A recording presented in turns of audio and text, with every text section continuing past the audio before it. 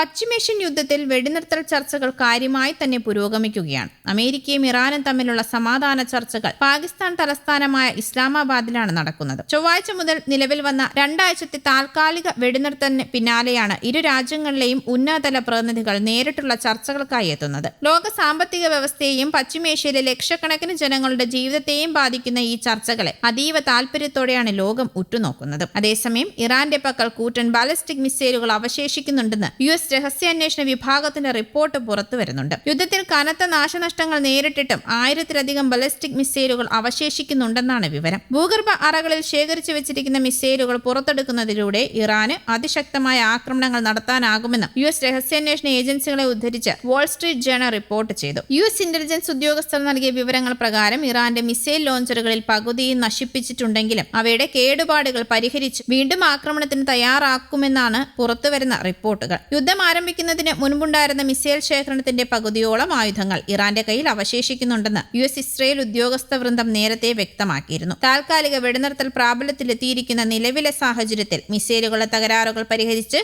Iran യുദ്ധം പുനരാരംഭിക്കാനുള്ള ഒരുക്കത്തിലാണോ എന്ന ആശങ്കയിലാണ് US അധികൃതരെന്നാണ് റിപ്പോർട്ടുകൾ. ശേഷിക്കുന്ന മിസൈലുകൾ ഉപയോഗപ്പെടുത്തി ഏത് നിമിഷവും ഇറാന് പ്രത്യാക്രമണം നടത്താനാകുമെന്നും റിപ്പോർട്ടുകളുണ്ട്. ഇറാനുമായുള്ള ചർച്ചയ്ക്ക് വിട്ടുവീഴ്ചയില്ലാത്ത നിലപാടുകൾ അമേരിക്കൻ പ്രസിഡന്റ് ഡൊണാൾഡ് ട്രംപ് ഇതിനോടകം വ്യക്തമാക്കിയതാണ്. ഇറാൻ ഒരിക്കലും ആണവായുധങ്ങൾ നിർമ്മിക്കില്ല എന്ന ഉറപ്പാണ് അമേരിക്കയുടെ പ്രധാന ആവശ്യമെന്നും ചർച്ചയുടെ 99% ഈ ഒറ്റക്കാര്യത്തിലാണെന്നും അമേരിക്കയിൽ നിന്ന് സംഘം പുറപ്പെടുന്നതിന് മുൻപ് ട്രംപ് മാധ്യമങ്ങളോട് പറഞ്ഞിരുന്നു. കൂടാതെ ലോകത്തെ 5-1 ക്രൂഡ് ഓയിൽ വിതരണം നടക്കുന്ന ഹോർമസ് കടലിടുക്ക് തടസ്സമില്ലാതെ തുറന്നു കൊടുക്കണമെന്നതും അമേരിക്കയുടെ പ്രധാന നിബന്ധനയാണ്. അതേസമയം സംഘർഷത്തിനിടെ ഇറാൻ ഹോർമസ് കടലിടുക്കിൽ വിന്യസിച്ച നാവിക മൈനുകൾ നീക്കം ചെയ്യാൻ കഴിയാത്തത് മേഖലയിൽ ഇപ്പോൾ വലിയ പ്രതിസന്ധി സൃഷ്ടിച്ചിരിക്കുകയാണ്. കടലിടുക്ക് പൂർണ്ണമായും വീണ്ടും തുറക്കാൻ ഇറാൻ ആഗ്രഹിക്കുന്നുണ്ടെങ്കിലും തങ്ങൾ തന്നെ സ്ഥാപിച്ച മൈനുകൾ എവിടെയൊക്കെയാണെന്ന് കണ്ടെത്താനോ അവ നീക്കം ചെയ്യാനോ ഉള്ള സാങ്കേതിക ശേഷി ഇറാനില്ലെന്ന് US ഉദ്യോഗസ്ഥർ വെളിപ്പെടുത്തിയതായി ന്യൂയോർക്ക് ടൈംസ് ആണ് റിപ്പോർട്ട് ചെയ്തത്. കഴിഞ്ഞ മാസം അമേരിക്കയും ഇസ്രയേലും ഇറാനെതിരെ സൈനിക നടപടി ആരംഭിച്ചതിന് പിന്നാലെയാണ് തന്ത്രപ്രധാനമായ ഹോർമസ് ജലപാതയിൽ ഇറാൻ മൈനുകൾ സ്ഥാപിക്കാൻ തുടങ്ങിയത്. മാർച്ച് 2-ന് ഇസ്ലാമിക് റവല്യൂഷണറി ഗാർഡ്സ് കോർപ്പ് കടലിടുക്ക് അടച്ചതായി പ്രഖ്യാപിക്കുകയും പ്രവേശിക്കുന്ന കപ്പലുകളെ അഗ്നിക്കിരയാക്കുമെന്ന് മുന്നറിയിപ്പ് നൽകുകയും ചെയ്തിരുന്നു. ഇതോടെ ആഗോളതലത്തിൽ എണ്ണവില കുതിച്ചുയരുകയും കപ്പൽ ഗതാഗതം സ്തംഭിക്കുകയും ചെയ്തു. ചെറിയ ബോട്ടുകൾ ഉപയോഗിച്ച് വളരെ ക്രമരഹിതമായ രീതിയിലാണ് ഇറാൻ മൈനുകൾ സ്ഥാപിച്ചത്. ഇവയുടെ കൃത്യമായ സ്ഥാനങ്ങൾ രേഖപ്പെടുത്തുന്നതിൽ ടെഹ്റാൻ പരാജയപ്പെട്ടുവെന്നാണ് USന്റെ വിലയിരുത്തൽ. കൂടാതെ സമുദ്രപ്രവാഹത്തിൽപ്പെട്ട് പല മൈനുകളും സ്ഥാനചലനം സംഭവിച്ചതായും റിപ്പോർട്ടിലുണ്ട്. നിലവിൽ ഒരു ഇടുങ്ങിയ വഴിയിലൂടെ മാത്രമാണ് കപ്പലുകളെ കടന്നുപോകാൻ ഇറാൻ അനുവദിക്കുന്നത്. സുരക്ഷിത പാതകൾ സൂചിപ്പിക്കുന്ന ഭൂപടങ്ങൾ അർദ്ധ ഔദ്യോഗിക മാധ്യമങ്ങൾ വഴി ഇറാൻ പുറത്തുവിട്ടിട്ടുണ്ടെങ്കിലും മൈനുകൾ ഇടിക്കാനുള്ള സാധ്യത ഇപ്പോഴും നിലനിൽക്കുന്നു. മൈനുകൾ സ്ഥാപിക്കുന്നതിനേക്കാൾ സങ്കീർണമാണ് അവ നീക്കം ചെയ്യുന്നതെന്ന് പ്രതിരോധ വിദഗ്ധർ ചൂണ്ടിക്കാട്ടുന്നുണ്ട്. അത്യാധുനിക സംവിധാനങ്ങളുള്ള അമേരിക്ക പോലും മൈൻ നീക്കം ചെയ്യാനായി പ്രത്യേക